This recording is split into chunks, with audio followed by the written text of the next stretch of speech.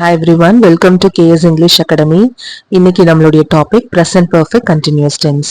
Without further delay, let's move on to the topic. இன்னைக்கு நம்ம பார்க்க போற topic present perfect continuous tense. present perfect continuous tense எப்ப நம்ம யூஸ் பண்ணுவோம் அப்படின்னா ஒரு செயல் பாஸ்ட்ல தொடங்கி இப்ப presentலயும் கண்டினியூ ஆயிட்டு இருக்கு அப்படின்னா நம்ம present perfect continuous tense use பண்ணலாம்.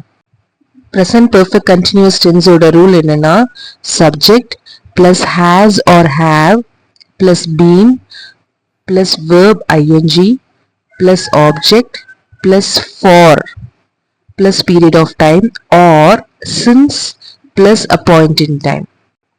இப்போ இந்த சப்ஜெக்ட் வந்து he or she or it இருந்ததுன்னா has வரணும். if the subject is I or we or you or they, have should come. so அதுதான் has or have. அதுக்கு நீங்க இப்படி மெமரைஸ் பண்ணிக்கலாம். he has, she has, it has. keep on telling this. he has, she has, it has.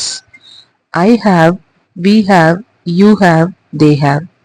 I have, we have, you have, they have. இதை நீங்க வந்து road memorisation பண்ணாலும் சரி, பண்ணிக்கிட்டீங்கன்னா ரொம்ப ஈஸியா இருக்கும்.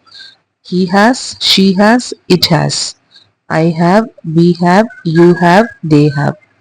next been அப்படிங்கிறது present perfect continuous tenseல கண்டிப்பா வரும். next whatever the verb comes, என்ன verb இருந்தாலும் அது கூட நம்ம ing சேர்த்துக்கணும். next object, அதுக்கப்புறம் for plus a period of time. for இல்லைன்னா since யூஸ் பண்ணணும்.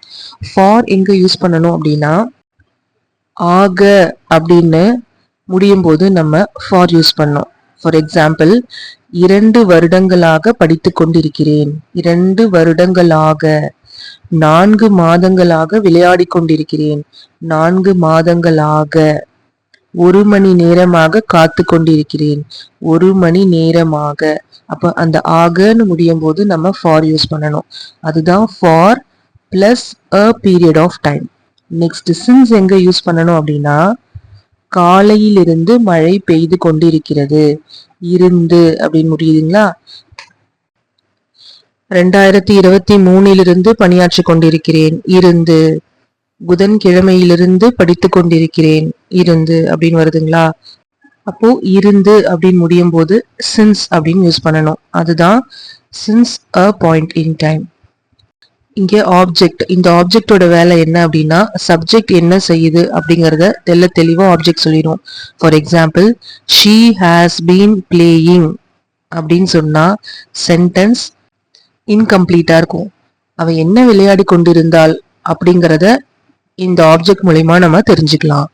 she has been playing cricket. he has been playing football. So இப்போ இந்த ஃபார்முலா எப்படி யூஸ் பண்ணணும் எல்லாமே உங்களுக்கு தெரிஞ்சிருக்கும்னு நினைக்கிறேன். இப்போ நம்ம எக்ஸாம்பிள்ஸ் பார்க்கலாம். அவள் 4 வருடங்களாக ஆங்கிலம் கற்று வருகிறாள். இப்போ இதை நம்ம டிரான்ஸ்லேட் பண்ண போறோம். அவள் அப்படிங்கிறதுக்கு இங்கிலீஷ்ல she. 4 வருடங்களாக 4 years ஆகன்னு முடியுது. அப்போ for வரும். ஆங்கிலம் இங்கிலீஷ். கற்று வருகிறாள் அப்படின்னா லேர்ன் பிளஸ் ஐஎன்ஜி லேர்னிங். இப்போ தமிழ்ல இருந்து இங்கிலீஷ்ல டிரான்ஸ்லேட் பண்ணீங்கன்னா உங்களுக்கு சென்டென்ஸ் இப்படிதான் இருக்கும். நம்மளுடைய ப்ரெசன்ட் பெர்ஃபெக்ட் கண்டினியூஸ் ரூல் படி இதை வந்து ரீஅரேஞ்ச் பண்ண போறோம். ஸோ அதன்படி ஃபர்ஸ்ட் என்ன வரணும்? சப்ஜெக்ட். இங்கே சப்ஜெக்ட் வந்து she. ஷீக்கு அப்புறம் has or have வரணும். நான் என்ன சொல்லியிருக்கேன்? ஹீயோ ஷியோ இட்டோ சப்ஜெக்டா வந்துச்சுன்னா ஹேஸ் போடணும்னு சொல்லியிருக்கேன். தென் பீன் வந்து as such அப்படியே போட்டுருவோம். தென் verb plus ing already we have learn plus ing learning. learning. she has been learning what? she has been learning what? என்ன கத்துக்கிட்டு இருக்கா? இங்கிலீஷ். இங்கிலீஷ். ஓகே. நெக்ஸ்ட் இதுக்கப்புறம் என்ன போடணும்? since போடணும், இல்லைன்னா for போடணும். டிரான்ஸ்லேட் பண்ணி நம்ம forங்கிறத கண்டுபிடிச்சிட்டோம். For how many years? 4 years. That's all. So she has been learning English for 4 years. அவள் 4 வருடங்களாக ஆங்கிலம் கற்றுக்கொண்டு வருகிறாள். கற்று வருகிறாள் அப்படிங்கிற பொருள். அதாவது 4 வருஷத்துக்கு முன்னாடி ஆரம்பிச்சிட்டா இப்பயும் அவ இங்கிலீஷ் கத்துக்கிட்டு இருக்கா அப்படிங்கிற மீனிங்கை கொடுக்குது. நம்ம நெக்ஸ்ட் எக்ஸாம்பிள் பார்க்கலாம். நாங்கள் காலையிலிருந்து விளையாடி கொண்டிருக்கிறோம். இத இப்போ நம்ம இங்கிலீஷ்ல டிரான்ஸ்லேட் பண்ண போறோம். நாங்கள் அப்படின்னா வி, காலையிலிருந்து, ஸோ காலை அப்படின்னா மார்னிங், இருந்து அப்படின்னு முடியுது, ஸோ சின்ஸ், இருந்து அப்படின்னு வந்துச்சுன்னா சின்ஸ். விளையாடி கொண்டிருக்கிறோம், விளையாடி கொண்டிருக்கிறோம் அப்படின்னா play plus ING, playing. Again தமிழ்ல இருந்து இங்கிலீஷ்ல டிரான்ஸ்லேட் பண்ணா இப்படிதான் நம்மளுக்கு சென்டென்ஸ் வருது. We morning since playing. இப்போ நம்ம ப்ரெசன்ட் பெர்ஃபெக்ட் கண்டினியூஸ் டென்ஸா மாத்த போறோம். மாத்திடலாமா? ஃபர்ஸ்ட் சப்ஜெக்ட் என்ன வரும்? We. If the subject is I or we or you or they, we have to use have. We have to write have. அதுக்கப்புறம் been as such வந்துரும். Next, verb plus ing, play plus ing, playing. We have been playing what? நாங்கள் என்ன விளையாடி கொண்டிருந்தோம் அப்படிங்கிற கேள்விக்கான answer இங்க இல்ல. ஸோ இங்க ஆப்ஜெக்ட் போடணும்னு அவசியம் இல்லை. அதுக்கப்புறம் என்ன வரணும்? ஃபார் இல்லைன்னா சின்ஸ்.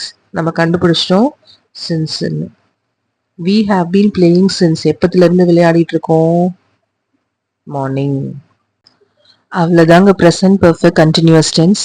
இந்த மாதிரி நம்ம தமிழ்ல இருந்து இங்கிலீஷ்ல டிரான்ஸ்லேட் பண்றத மேபி பேசிக் லெவல்ல ஸ்டார்ட் பண்ணிக்கலாம். கொஞ்சம் கொஞ்சமா நீங்க என்ன பண்ணணும் அப்படின்னா without translating you have to try. இப்போ ஃபார் எக்ஸாம்பிள் காலையில இருந்து மழை பெஞ்சுக்கிட்டே இருந்துச்சு அப்படின்னா it has been raining since morning அப்படின்னு டக்குன்னு சொல்ற மாதிரி ரெடி ஆயிக்கணும். ப்ரெசன்ட் பெர்ஃபெக்ட் கண்டினியூஸ் டென்ஸோடைய பார்ட் 2 வீடியோ கூடிய சீக்கிரம் அப்லோட் பண்றேன். அதுல 1 and only எக்ஸாம்பிள்ஸ் மட்டும்தான் இருக்கும். தேங்க்யூ.